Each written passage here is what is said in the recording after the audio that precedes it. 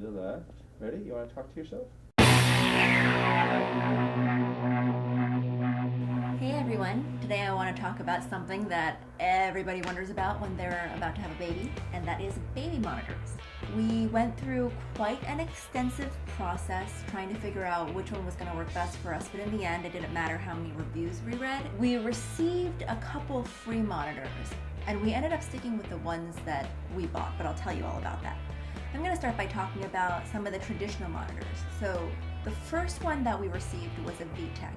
It was the VTech VM321-2 Safe and Sound Video Baby Monitor, and it has night vision and 2 cameras. That one retailed for about $180. We ended up selling it on eBay because we weren't using it. Some of the good points about it were that you could actually control the camera, so it had like remote pan and tilt function, and the sound quality was pretty good. But the video quality wasn't very good. It ended up not having enough functionality for us to justify keeping it around. The other one that we received was the Samsung SafeView, and that one retails for about $210. That one we ended up sending back because the battery doesn't last. So what's the point of having a baby monitor if it keeps dying on you? It was also hard to see what was going on in the room that we were using it in because it stays pretty dark.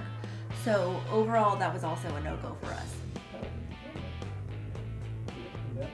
We ended up settling on baby monitors that are not traditional baby monitors, and I think that while they're more expensive in the beginning, or not even that much more expensive, in the long run you actually save by not having to buy other stuff. We have 2 baby monitoring systems in place in our house right now.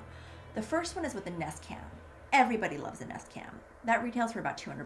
The great thing about the Nest Cam is, first of all, you don't have to be carrying your monitor with you to see it. You can pull it up on your smartphone or your tablet or whatever. So I'm gonna show you guys what it looks like.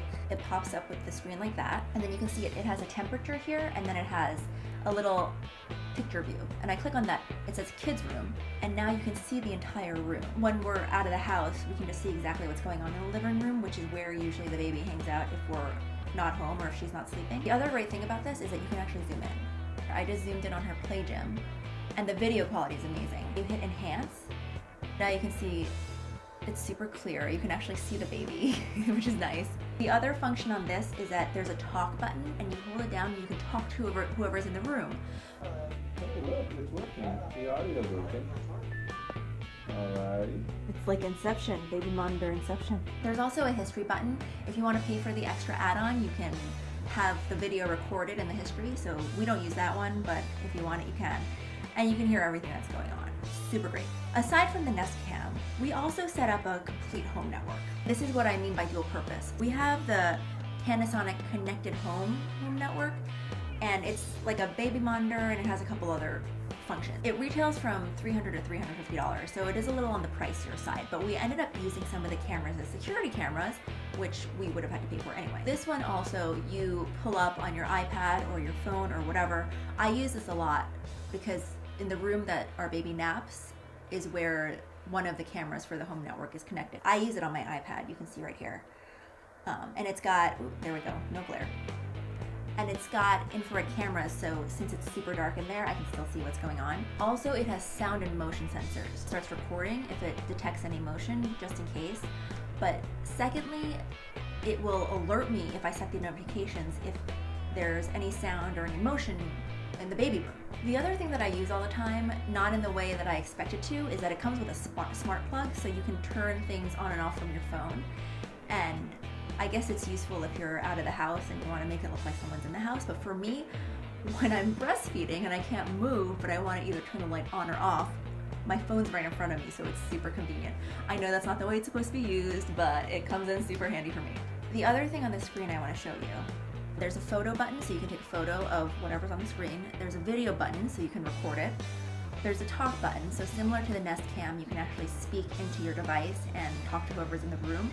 And then there's a lullaby button. There's 5 different lullabies you can play. So if you notice the baby stirring, but you don't necessarily want to go into the room, you can try playing a lullaby and see how that works out. I also like that this has the temperature of the room in there. Then you can go to your Nest and adjust the temperature. So I think what it comes down to for me is that the world is changing and there's so much more technology out there, so you don't need to just stick with the traditional baby monitor that's just like a receptor and a screen. You have more options. One more thing on our home network is when you go back, there are all our other cameras. So we can see our front door, our side door, and our garage. The only thing about the Nest Cam and the Home Network is that you have to be pretty technologically savvy to set it up. So I didn't set it up, and I don't know how to set it up. My husband did it. Dancing. Way to the left, to the right. But if you're willing to invest some of the time, I think that these are really the best two to make sure you have full coverage, to make sure you have lots of different functionality. Also, you don't have to change the battery or charge it all the time. And since you're pulling it up on your smartphone, that's something you have charged all the time anyway. Overall, those are my two best picks. All right, that's it for now. I'll see you guys next time. Please subscribe. Left, to the right. Dancing, dancing, dancing. You move it up and down. Baby monitor fun. To the left. Ready? You want to talk to yourself? Hey everyone, today I want to talk about something that everybody wonders about when they're about to have a baby, and that is baby monitors.